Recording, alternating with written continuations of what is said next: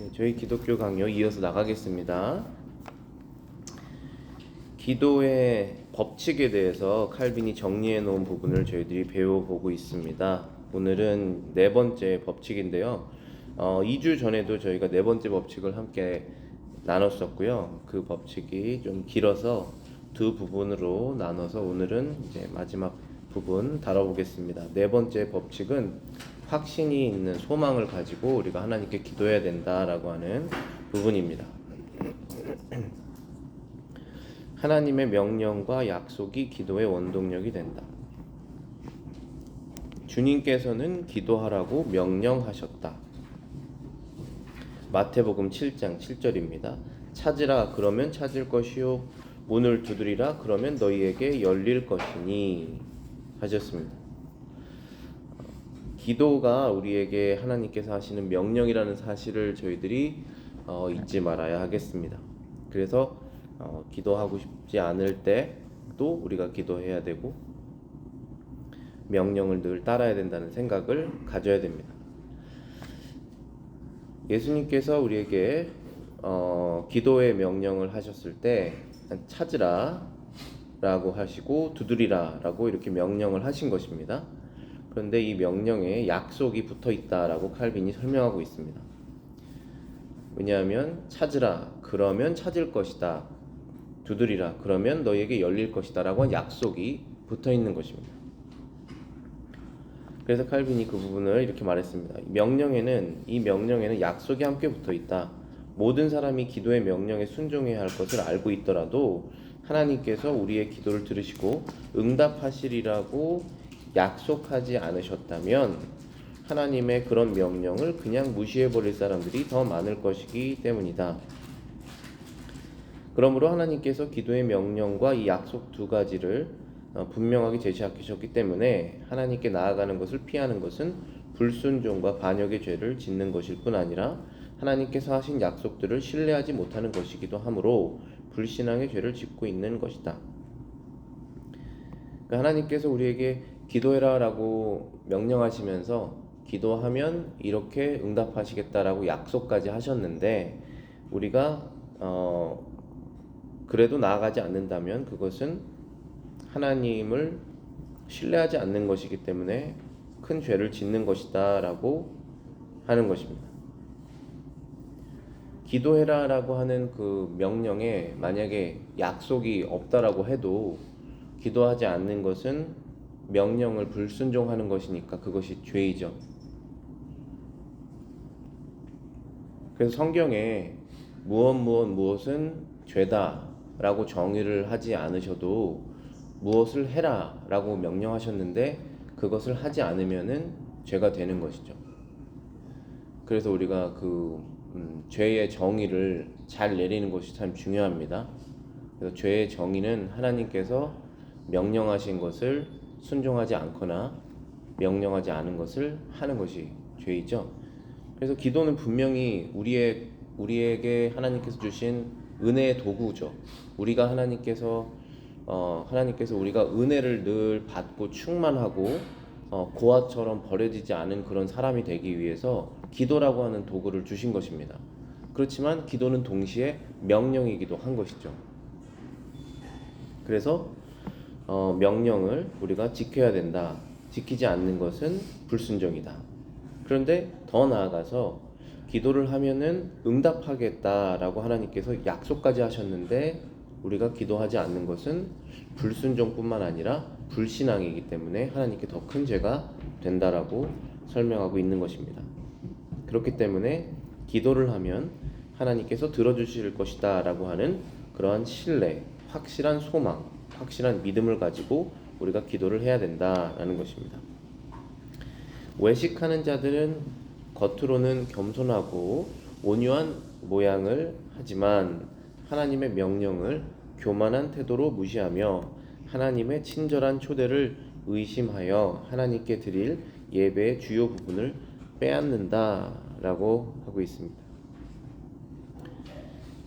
겉으로는 겸손하고 온유한 모양을 하지만 하나님의 명령을 교만한 태도로 무시하며 하나님의 친절한 초대를 의심하여 하나님께 드릴 예배의 주요한 부분, 기도를 말하는 거죠. 하나님께 드릴 예배의 주요 부분을 빼앗는다라는 것입니다.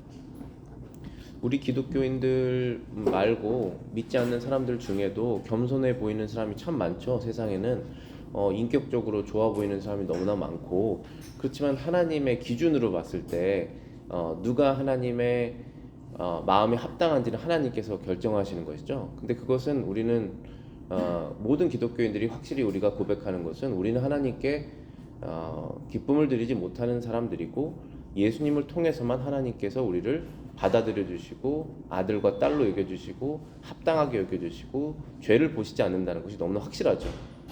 그런데 여기 칼빈이 말하는 외식하는 사람들, 그러니까 위선자라는 것이죠. 위선자들은 결국 하나님을 높이지 않으면 위선자가 되는 것입니다. 사람들의 평가가 어떤지 간에. 그래서 그들은 겉으로는 우리 그리스도인들보다도 겸손하고 온유한 모양을 가질 수 있지만, 그들이 누구에게 교만한 행동을 하고 있는 것이냐면 하나님께 교만하게 행동하고 있는 것이다. 그래서 기도하지 않는다는 것입니다. 그렇게 겸손하고 온유한 모양에 있는 불신자에게 어떠한 그가 어려움을 당했을 때 하나님께 나아가서 우리가 기도해보자 했을 때 난 그런 건 하지 않는다라고 했을 때 그것이 하나님께는 굉장히 교만한 모습이라는 것이죠. 왜냐하면 하나님께서는 친절하게 초대하고 계시는데 그것을 거부하고 있기 때문입니다. 그래서 이 세상에서 가장 큰 죄를 말하기는 어렵지만 예수 그리스도를 믿지 않는 것이 하나님께서 여기시는 가장 큰 죄가 아닐까 생각합니다. 그것만큼 더 친절한 초대는 없는데 그것을 말하자면 무시하기 때문에 그렇게 되는 것이죠.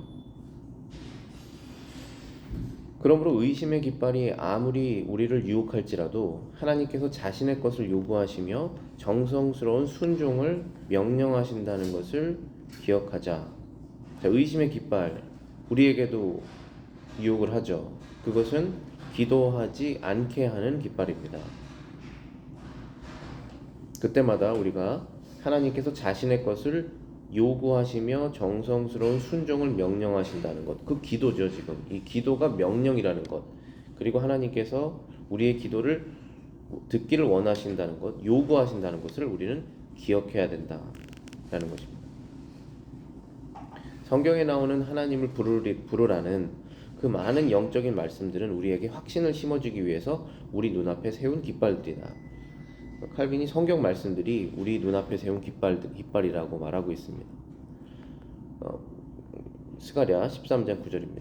나는 말하기를 이는 내 백성이라 할 것이요 그들은 말하기를 여호와는 내 하나님이라 하리라. 이러한 말씀을 통해서 우리는 내가 하나님의 백성이지, 내가 하나님의 자녀이지, 그리고 하나님은 나의 아버지시지 라고 하는 생각을 다시 정립해서 우리가 기도하려고 하는 마음이 없다가도 의심이라든지 이것까지 하나님께서 들어주실까라든지 그러한 어쨌든 모든 기도를 방해하는 여러 가지 생각들을 이러한 말씀을 통해서 그게 아니었지 라고 하면서 다시 기도하는 것입니다.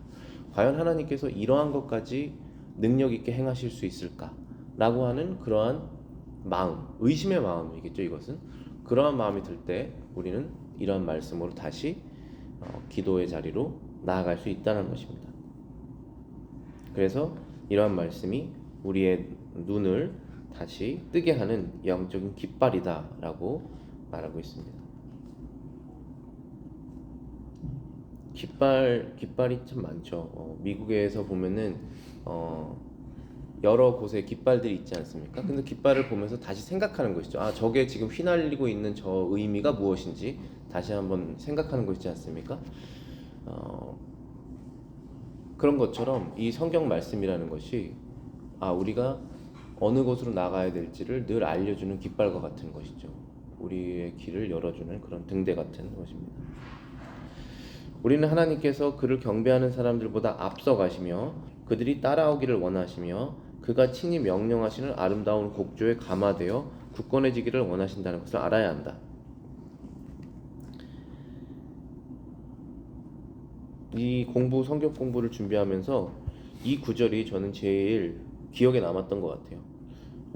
늘 아는 사실이지만 하나님께서 그를 경배하는 사람들보다 앞서 가신다. 이것만큼 마음에 평안을 주는 것이 없다라고 생각합니다. 왜냐하면은 결국은 우리는 무슨 일을 해야 되는 사람이고 그 해야 된다는 것은 미래의 일이지 않습니까? 근데 그 상황을 우리가 잘 해내려면 일반 사람들, 그 믿음이 없는 사람들도 트레이닝을 합니다. 이미지 트레이닝. 실제로 거기에 있는 것처럼. 그러니까 제가 오늘 사역을 설교부터 예배 인도까지 이런 걸 다 하지 않습니까? 그러면 머릿속으로 한번 실제로 거기 있는 것처럼 그려보죠. 그게 이미지 트레이닝이라고 하지 않습니까? 운동선수들이 그런 걸 하잖아요. 그런 걸 하면은 마음이 좀 차분해지고 그렇게 하면 되겠다. 여러 가지 경우의 수를 생각하면서. 하지만 예상하지 못하는 일이 일어나잖아요. 그리고 그런 모든 것들이 내 생각대로 된다는 보장이 없지 않습니까? 그렇기 때문에 진짜 곰곰이 진지하게 자신의 미래를 생각해 본 사람은 평안을 얻을 수가 없습니다. 그런데 하나님께서 우리보다 먼저 가셨다는 것은 그분께서 이미 길을 열어두셨고 그분의 뜻대로 그분께서 일을 이루실 것이라는 거잖아요. 이미 이루신 것을 우리가 신뢰하면서 따라가면서 우리는 하나님께서 이루시는 것을 같이 동참하는 거죠. 그렇기 때문에 이 기도라는 것이 결국은 미래의 일을 기도하는 거지 않겠습니까? 오늘 후에 일어난 일이라도 가까운 미래든 먼 미래든지 간에 대부분의 기도는 이제 앞으로 일어날 일에 대해서 기도를 하는데 우리보다 앞서 가신다. 그를 경배하는 사람들보다 앞서 가신다. 물론 하나님을 경배하지 않는 사람들보다도 앞서 가시죠. 그렇지 않습니까? 하나님을 경배하지 않는 사람들의 인생에도 하나님께서 관여하시잖아요. 그렇지만 여기서 앞서 가신다는 것은 앞서 가셔서 그들을 위해서 준비하신다는 것이죠. 축복을. 그래서 가신 길을 우리도 따라오기를 원하신다. 그가 친히 명령하시는 아름다운 곡조에 감화되어 굳건해지기를 원하신다는 것을 알아야 된다. 기도를 하라고 하는 그 명령에 감동이 되어 신앙이 굳건해지기를 하나님께서 원하신다. 그래서 기도의 자리로 나오기를 원하신다라는 것입니다. 특히 우리가 생각할 것은 고결한 하나님의 이름인데 우리는 이 이름을 의지하여 모든 장애를 극복할 수 있다. 기도를 하고자 하지 않는 그런 마음의 여러 가지 생각들의 장애를 우리가 극복할 수 있는 이유는 하나님의 이름 때문이다라고 칼빈이 말하고 있습니다. 시편 65편 2절입니다.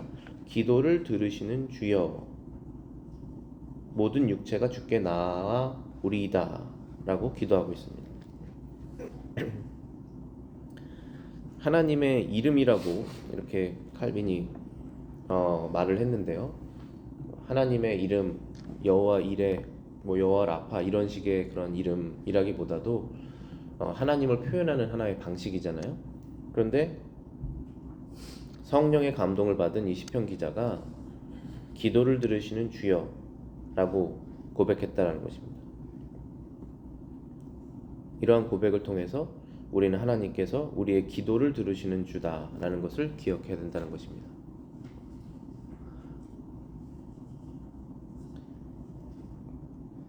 하나님은 하나님이시고 사람은 사람이죠. 사람은 모든 사람의 그 아픔과 기도를 다 이렇게 들어주고 그렇게 공감해주고 또 기도해주고 그런 것이 한계가 있지 않습니까? 저도 목회를 하지만 여러분들이 여러 가지 기도 제목을 들었을 때 어떤 시점에는 한계가 있겠지 않습니까? 그런데 하나님은 한계가 없으시잖아요. 그리고 그 사람들이 말하는 기도 제목이 한두 가지겠습니까? 그런 모든 기도를 다 듣기를 원하신다라고 하는 그 생각, 하나님에 대한 본성과 특성을 우리가 이해하고 우리가 알게 되면서 더 나아가게 되는 것이죠. 다윗은 자신이 구하는 것을 얻기 위하여 하나님께 약속을 이행할 것을 주장한다. 사무엘하 7장 27절부터 29절입니다. 만군의 여호와 이스라엘의 하나님이여 주의 종의 귀를 여시고 이르시기를 내가 너를 위하여 집을 세우리라 하셨으므로 주의 종이 이 기도로 주께 간구할 마음이 생겼나이다.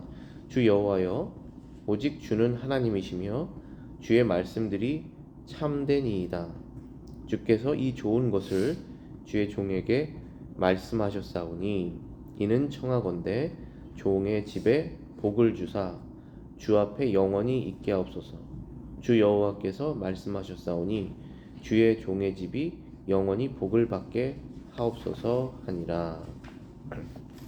다윗이 자신이 구하는 것을 얻기 위하여 하나님께 약속을 이행하실 것을 주장한다 라고 하고 있습니다. 어떤 지금 약속을 하나님께서 하셨죠? 이 구절에서 27절에 보시면은 만군의 여호와 이스라엘의 하나님이여 주의 종의 귀를 여시고, 이건 다윗 자신을 말하는 거죠. 저의 귀를 여시고 이르시기를, 말씀하시기를 내가 너를 위하여 집을 세우리라 하셨습니다. 주의 종이 이 기도로 주께 간구할 마음이 생겼나이다. 그러니까 다윗이 기도할 마음이 없었었나 봅니다. 잠깐 동안. 그런데 지금 기도할 마음이 다시 생겼습니다. 그런데 그 마음이 생긴 이유는 다윗의 감정도 중요했겠지만 다윗의 지식도 중요한 것입니다. 근데 어떠한 지식이냐 하면 하나님께서 하신 약속에 대한 지식입니다. 그것을 기억한 것입니다. 어떤 것이었냐면은 내가 너를 위하여 집을 세우리라 라고 하신 그 하나님의 약속을 다시 다윗이 성령의 감동으로 생각난 것입니다. 그래서 다시 기억하여서 기도하고 있습니다. 지금 주 여호와여 오직 주는 하나님이시며 주의 말씀들이 참되시니이다. 주께서 이 좋은 것을 주의 종에게 말씀하셨사오니 이제 청하건대 종의 집에 복을 주사 주 앞에 영원히 있게 하옵소서. 주 여호와께서 말씀하셨사오니 주의 종의 집이 영원히 복을 받게 하옵소서 하니라. 하나님께서 약속하셨으니 이제 그 약속을 이행하여 주시옵소서라고 하는 담대한 기도를 하고 있는 것입니다. 만약에 하나님께서 약속하지 않으셨다면 그 기도는 너무 오만한 기도일 수 있겠죠. 그러나 다윗은 약속하신 것을 하나님 이행해 주시옵소서라는 기도를 하고 있는 것입니다. 다음 쪽 넘겨보시겠습니다. 만일 이 하나님의 약속이 다윗에게 용기를 주지 않았다면 그는 두려워했을 것이다. 그는 다른 곳에서 이러한 일반적 원칙으로 무장한다. 하나님께서 다윗에게 약속으로 용기 주시지 않으셨다면 다윗은 늘 두려워했을 것입니다.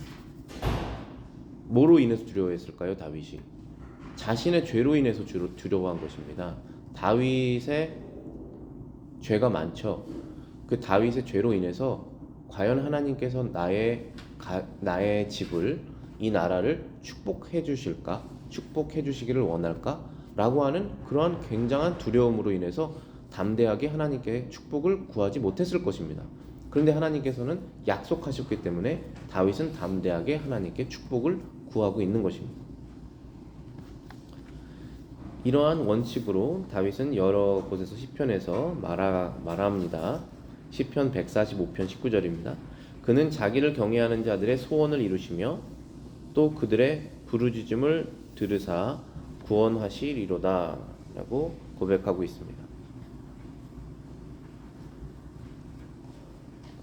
이처럼 시편 전체에서 기도가 중간에 끊어지고 하나님의 선하심 또는 약속의 미쁘심을 거론하는 경우가 얼마나 자주 보는지 모른다.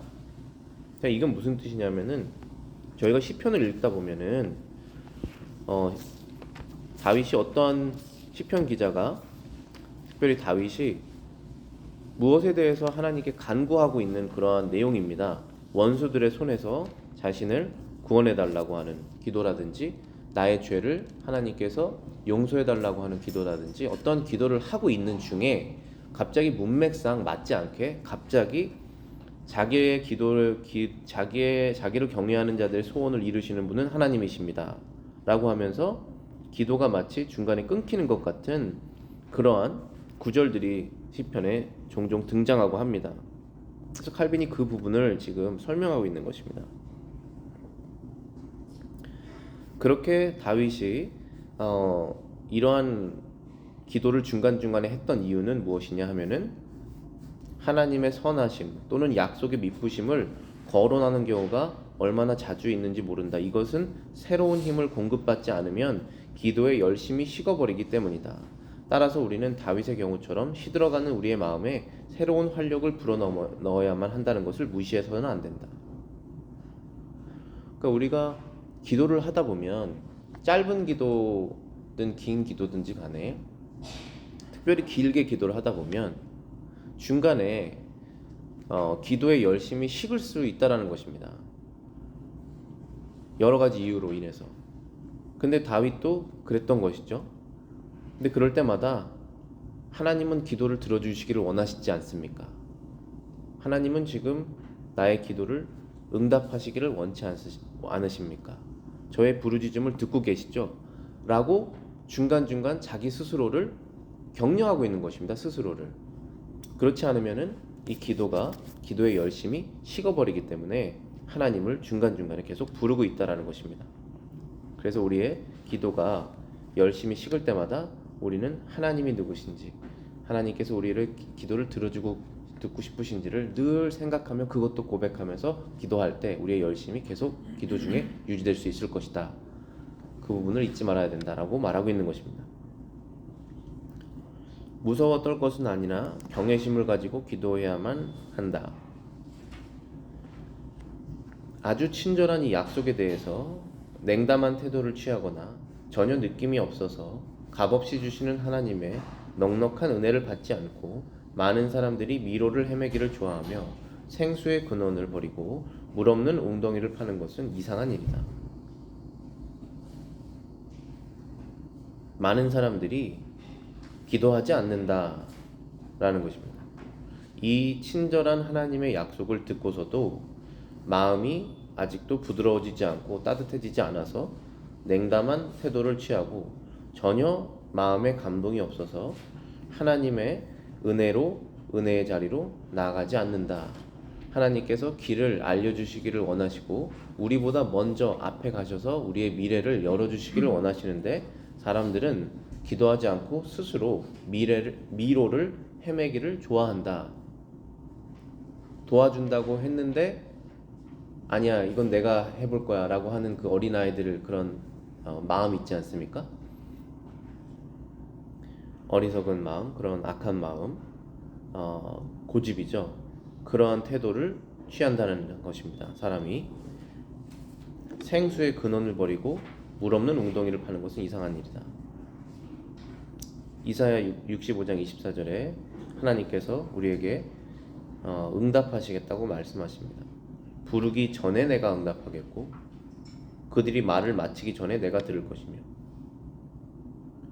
우리가 신앙생활 하다 보면은 간절하게 이렇게 기도하는 내용, 오랫동안 기도하는 내용이 시간이 지나서 응답되는 경우도 있지만 그냥 마음속에 생각한 것이 이루어지는 경우도 있죠. 그 아브라함의 종이 기도하다가 기도가 끝나기도 전에 기도가 응답된 것처럼 부르기 전에 내가 응답하겠고 그들이 말을 마치기 전에 내가 들을 것이다. 우리의 마음속에 있는 소원을 하나님께 늘 갖고 있을 때 하나님께서 그것을 우리가 기도로 말을 하지 않아도 다 알고 계시고 응답하신다는 것입니다. 기도하는 마음을 갖고 있는 것이 중요하다는 것이죠. 이렇게 하나님께서 늘 기도에 응답하실 태도로 우리에게 가까이 계시는데 예레미야서에 보면 그들이 기도하지 않았다라는 내용이 나와 있습니다. 내 백성이 두 가지 악을 행하였으니 곧 그들이 생수의 근원이 되는 나를 버린 것과 스스로 웅덩이를 판 것인데 그것은 그 물을 가두지 못할 터진 웅덩이들이니라. 생수의 근원이 되는 하나님을 버리고 스스로 웅덩이를 팠다. 그런데 그 물은 가둬주지 못하고 늘 빠져나가는 물. 그래서 늘 가뭄이 되는 물이죠. 영혼을 말하는 것이죠. 우리의 영혼에 물이 시원한 물로 우리가 갈급함을 해결해야 되는데 그런 갈급함은 어디에서부터 나옵니까? 하나님으로부터 영혼의 평안을 얻으면서 우리의 영혼의 갈급함이 해결이 됩니다. 그런데 하나님을 버리고 고집이 있을 때는 자기 스스로 해결해 보겠다고 해서 고생을 하는 것이죠. 그리고 영혼의 갈급함도 채워지지 않습니다. 불신자들은 무슨 일이든지 간에 곤란할 때 하나님께로 피하거나 도움을 청하지 않는다. 그것은 마치 새로운 신이나 우상을 만드는 것이나 다른 바 없는 것이다. 하나님께 돌아갈 영예를 빼앗는 것이기 때문이다. 왜냐하면 그들은 하나님께서 모든 선한 일의 근원이라는 사실을 부정하기 때문이다. 하나님께서 그 모든 선한 일의 근원이라고 하는 사실을 저희는 부정하지 않죠. 우리는 인정합니다. 때로는 우리가 잊을 때도 있습니다. 그러나 다시 기억해야 됩니다. 그러니까 우리 인생 가운데 일어나는 모든 선한 일, 모든 축복된 것들은 그 시작이 어디로부터 나왔느냐 했을 때 하나님으로부터 나왔다는 것입니다. 모든 일에는 근원이 있죠. 모든 물의 줄기에는 근원이 있습니다. 우리가 냇가에 가서 물을 시원하게 떠먹고 세수를 했을 때 그 시작되는 시작점이 있지 않겠습니까? 우리 일상 속에서 우리가 누리는 수많은 축복들이 있습니다. 근데 그 축복의 근원을 따라 올라가다 보면 늘 하나님께서 계시죠. 그것을 우리는 인정하고 하나님을 모든 축복의 근원이라고 믿는 것입니다. 그런데 믿지 않는 자들은 무슨 일이든지 간에 곤란한 일이 생겼을 때 하나님께 도움을 청하지 않는다. 그렇게 도움을 청하지 않는 이유는 모든 선한 일, 좋은 일의 근원이 하나님이라는 것을 신뢰하지 않기 때문에 기도하지 않는다라는 것입니다. 그런데 그것이 얼마나 큰 악이냐. 이 기도가 명령인데 기도를 하지 않는 것이 악이라고 지금 말하고 있는 것이지 않습니까? 그게 왜 악이냐 하면은 칼빈이 설명하기를 마치 새로운 신이나 우상을 만드는 것이나 다를 바 없다. 그러니까 지금 이 문제를 해결했을 때 그 문제의 해결책의 근원은 하나님께서 갖고 계신데 그 하나님께 나아가지 않는다는 것은 다른 해결 방법을 자신이 찾겠다는 것이죠. 그것이 자신의 무엇이든지 간에 그것이 우연이든 그것이 자신의 열심이든 그것이 자신의 재정이든 건강이든 탤런트든 아니면 뭐든지 간에 인간관계든 뭐든지 간에 그것이 자신의 우상이 된다는 것입니다. 그래서 하나님께 돌려야 될 명예, 영광 이것을 행하신 일은 하나님이십니다. 행하신 분은 하나님이십니다. 라고 하는 그 영광을 뺏어서 다른 우상에게 준다는 것이죠. 그것이 자기 자신이든 남이든 아니면 물질이든 어떤 보이지 않는 힘이든 자기가 만들어낸 뭔가에 그 영광을 준다는 것입니다. 그것이 기도하지 않는 결과라는 것이죠.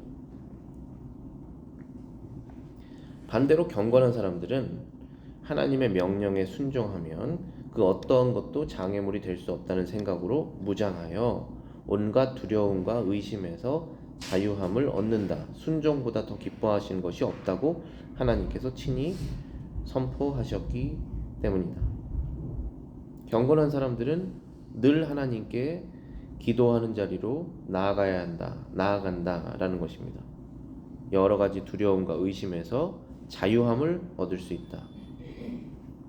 근데 여기서 칼빈이 이런 표현을 썼습니다. 하나님의 명령에 순종하면 그 어떠한 것도 장애물이 될 수 없다는 생각으로 무장하여서 나아간다. 그러니까 저와 여러분들이 어떤 특정한 죄를 저도 알고 하나님도 아는 죄를 계속적으로 짓고 있어요. 지금 현재. 그런데 기도할 수 있습니까? 기도하기 너무 어렵잖아요. 그러니까 기도에는 반드시 회개가 필요하고 기도할 수 있는 것이죠. 그래서 지금 이 네 번째 주제는 아니었지만 그 몇 번째 전의 주제에 회개하는 마음으로 하나님께 나아가야지 그것이 기도가 된다라고 말하고 있잖아요. 그런데 우리가 회개를 하는 마음으로 하나님께 나가야 된다라는 사실은 분명하지만 회개를 해도 완전한 회개가 이루어지지 않잖아요. 우리가 완전하게 하나님께 깨끗할 수 없지 않습니까? 그럼 반드시 사람은 누구의 힘을 빌어서 나가야 됩니다. 하나님께. 그것은 우리의 구원자 예수님의 힘을 빌어서 나가는 것이죠. 그래서 예수님을 믿는 마음으로 나간다 라는 것이 저는 이 문장을 설명할 수 있다고 생각합니다. 하나님의 명령에 순종하면 어떠한 것도 장애물이 될 수 없다는 생각으로 무장하여 온갖 두려움과 의심에서 자유함을 얻는다. 여기서 자유함이라고 되어 있는데 우리가 하나님께 순종하면 자유함을 얻습니다. 그것만큼 자유한 것이 없어요. 죄를 고백하면 자유가 있습니다. 죄를 고백하기 전까지는 자유가 없어요. 그리고 내가 욕심을 내서 끝까지 잡고 있으면 자유함이 없습니다. 근데 버리면 자유함이 있죠. 그것을 얻든지 안 얻든지 그것을 하나님 앞에 버리면 자유함이 있습니다. 그래서 하나님의 말씀에 순종하면 자유함이 있다라는 것이에요. 왜냐하면 하나님과 나 사이에 걸리낌이 없기 때문입니다. 그렇지 않습니까? 우리가 그런데 여기에서 우리가 참 자유함을 얻으려면 반드시 그 사람이 하나님의 아들 예수님을 통해서 하나님께 나아가야 됩니다. 그래야지만 참 자유함이 있는 것입니다. 그러므로 앞에서 말한 사실이 더욱더 분명해진다. 즉 기도할 때 담대한 마음을 갖는 것이 두려움과 경외심과 조바심의 자세와 아주 잘 부합된다는 사실과 또한 하나님 앞에 엎드린 자들이 하나님께서 일으키시는 것이 마땅하다. 그러므로 겉으로 보기에는 조화되지 않는 말들이 서로 훌륭하게 조화되는 것이다. 겉으로 보기에는 조화되지 않는 듯한 말들이 서로 훌륭하게 조화된다는 것이다 라는 것은 이것입니다. 우리가 기도를 할 때 담대한 마음을 가지고 가는 것 중요하다라는 것과 또 두려운 마음을 가지고 가는 것 중요하다. 경외심을 가지고 하는 것 그리고 조바심. 여기서 칼빈이 이제 조바심이라고 하는 단어를 원어로는 제가 찾아보지 않아서 어쨌든 이게 무슨 개념이냐면 마음에 두려운 마음, 간절한 마음 그런 마음과 또 담대한 마음 이 두 가지가 공존한다는 것입니다. 이 기도라는 것이 그래서 부합되지 않는 것처럼 보인다는 것입니다. 두려우면 나아갈 수 없는데 오히려 두려워서 더 나간다는 것이죠. 두려우면 담대할 수 없는데 오히려 두려운 마음을 가지고 담대할 수 있다는 것을 말하고 있는 것입니다. 그래서 겉으로는 조화가 되지 않는 듯한 이러한 말들이 사실상 우리의 마음속에서 훌륭하게 조화되고 있는 것이다.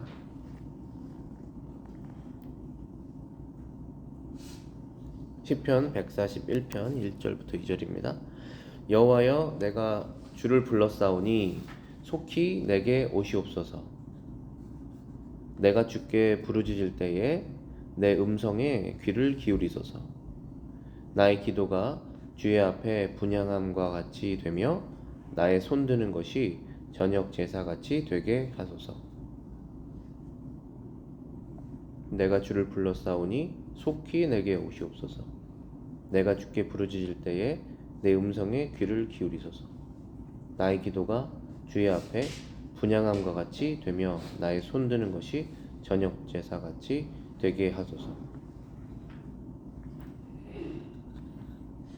비록 신자들은 아버지 되신 하나님의 사랑에 용기를 얻고 그의 신실하심을 즐거이 의지하여 그가 값없이 주시는 도움을 아무런 주저함 없이 담대하게 구하지만 그렇다고 해서 그들이 생각 없이 뻔뻔스러운 자신감으로 의기양양해지지는 않는다는 것이다. 계속해서 약속의 사다리를 올라가며 그러면서도 계속해서 겸손하게 자신을 낮추어 하나님께 간구를 올려드리는 것이다.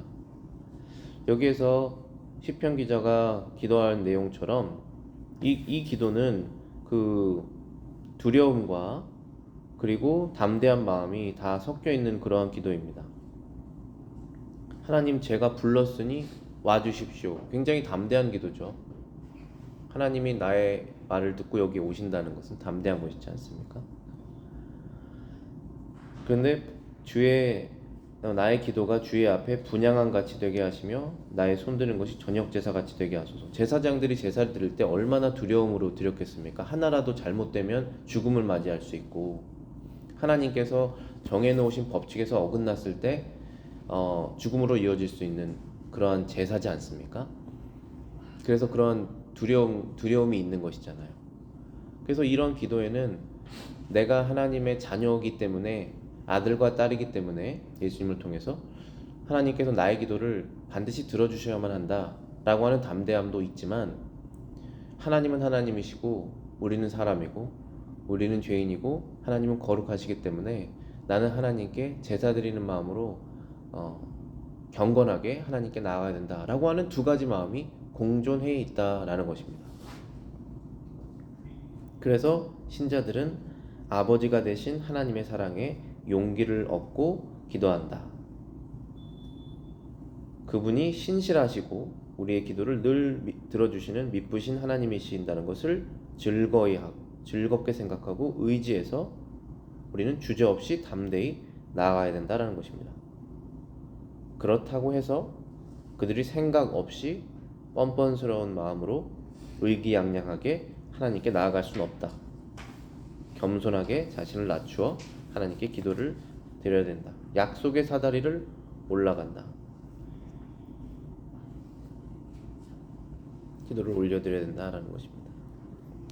오늘 기도의 네 번째 법칙을 이렇게 마쳤습니다. 확신 있는 소망을 가지고 기도할 때 우리는 기도가 하나님의 명령이라는 사실을 기억하고 반드시 기도를 해야 된다는 사실을 기억하고, 또 하나님께서 우리의 기도를 늘 들어주시기를 원하신다는 사실을 알아서 기도하려고 하고 싶지 않은 마음이 있을 때 기도를 우리가 해야 된다는 것을 기억해야 됩니다.